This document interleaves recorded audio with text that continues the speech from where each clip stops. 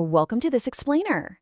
Okay, just imagine for a second stepping into a landscape that feels literally forgotten by time. The air is super heavy, the ground is soft with decay, and there's this thick, suffocating mist rolling over the dead earth like a giant, heavy blanket. You're completely alone. Well, at least that's what you tell yourself, right? Today we're breaking down a really fascinating and honestly deeply unsettling narrative from a series of haunting visual sources. We're calling this story The Silent Watchers of the Fog. It's this wild exploration of psychological terror, losing your sense of direction, and that terrifying moment when you realize the environment isn't just a backdrop, it's actually a trap. And those shadows? Yeah, they're very much alive.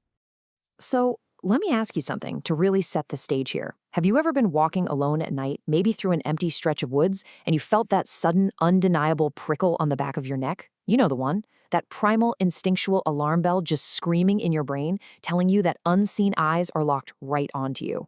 It forces you to spin around, your heart's pounding, and nothing, just empty space. That exact paranoia, that absolute dread of the unseen gaze, is exactly what we're dissecting today. We're going to look at how a solitary visitor's journey goes from a simple case of getting lost to a full-blown psychological nightmare. Section 1. Lost in the Mist. Every good thriller needs a starting point, right? Here, we have a solitary traveler. It's this lonely backpacker completely dwarfed by these rotting skeletal remains of wooden huts, wandering way, way off the beaten path.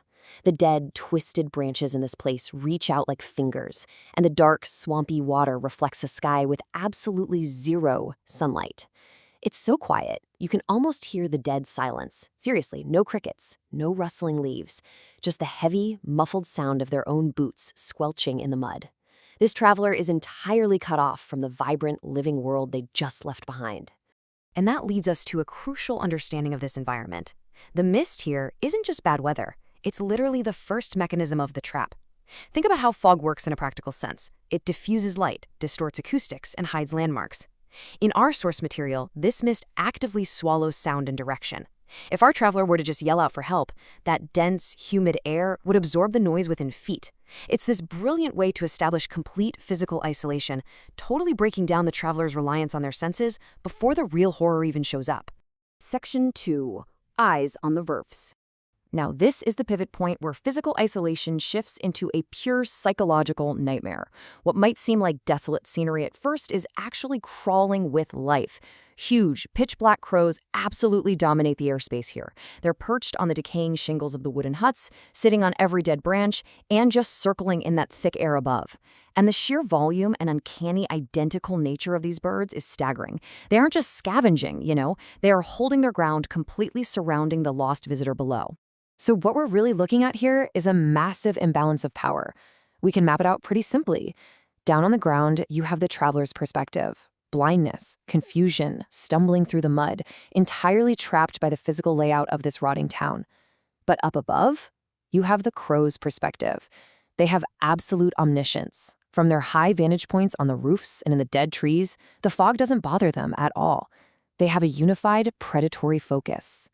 The traveler thinks they're just trying to find a way out, but the crows, they know they're simply watching prey wander deeper and deeper into a maze. Section 3. A Town of Secrets. Because here's the thing, these birds aren't just some aggressive wildlife. They're the collective tracking eyes of a malevolent living entity, the town itself. As we follow our traveler further in, those muddy paths give way to desolate, wet cobblestone streets lit by these flickering, creepy gas lamps. The architecture is towering and totally oppressive, but the true terror here is the open space.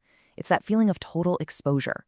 Every lit window and dark alleyway feels like a socket missing an eye because the eyes are all up above, tracking every single move of the traveler as they walk right down the center of this ghostly avenue.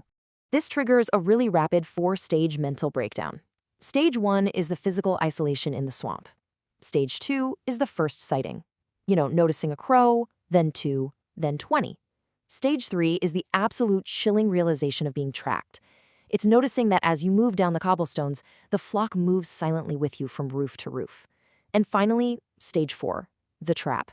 That quiet unease just boils over into full-blown, suffocating panic as the traveler realizes their movements are entirely dictated by the watchers. Because, what happens if you stay in the gaze of the town for too long? Under the pouring rain, framed by those Gothic roofs, is the brutal imagery of a lifeless body swinging. And circling in the sky right above it, the crows. This is the town finally showing its hand. It's a silent, grim monument hinting at the inescapable fate of those who wander into this domain and fail to realize they're being hunted until it's way too late. Section 4. There is no escape. Okay, the tension now reaches its absolute peak. Abandoning any hope of a casual exit, the traveler breaks into a desperate scramble for survival, rushing back toward the forest edge. But they're met with a chilling scene. On a road slick with rain, lit by a failing street lamp, stands a spectral figure in white.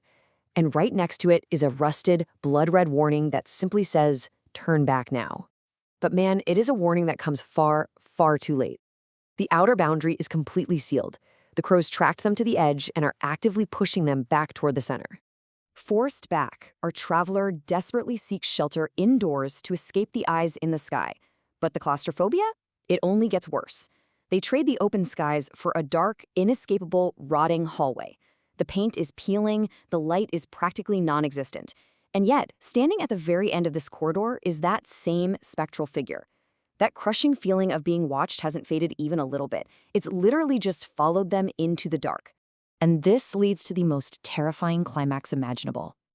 Fleeing into an abandoned room, the traveler finds a rusty, stained hospital bed. Painted on the wall in blood, right beneath the screaming visage of a spirit, are 3 words: "I saw you." This is the ultimate synthesis of the nightmare. The crows outside weren't just watching, they were communicating. Every step in the mud, every turn on the cobblestones, the crows transmitted to whatever ancient force waits in the dark interiors. They saw everything. A spectral figure stands in the gloom of a decaying ward, looking out through the rain-streaked window. This perfectly illustrates the horrifying truth of our core theme today. The town itself is alive. It looks out from every single window. It watches from every single rooftop through the eyes of the black crows. It completely and hopelessly traps any visitor in its unblinking gaze. The inside and the outside are exactly the same thing. It's a panopticon of horror where you are never, ever truly alone.